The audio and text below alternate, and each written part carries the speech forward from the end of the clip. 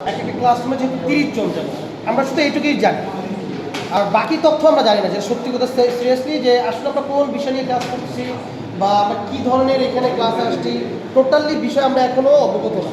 আর সবচেয়ে বড় বিষয় হচ্ছে এরা আমরা টোটালি যদি এরা সেমিনার বা এটার সাবজেক্টে টোটালি ইনফরমেশন যদি আমরা পাইতাম, যে না এটা কী কী সাবজেক্ট নিয়ে আমরা কাজ করবো, টোটালি ইনফরমেশন, তাহলে আমরা বেশ উপকৃত হইতাম। প্লাস আমাদের কি যেমন আরও কিছু সাবজেক্ট আছে যেটা আমরা এখনও বুঝতে পারছি না, হয়তো আগামীতে বুঝতে পারবো, তখন আমরা আপনাকে প্রশ্ন করবো ইনশাল্লাহ অবশ্যই।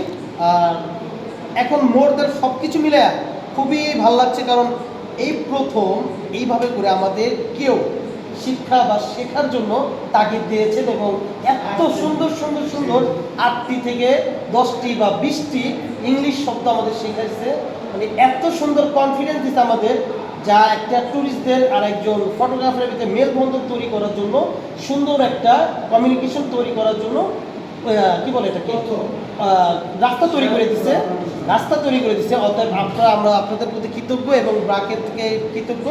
অতএব আমরা সামনে আরো কিছু বলবো, বাট এখন না।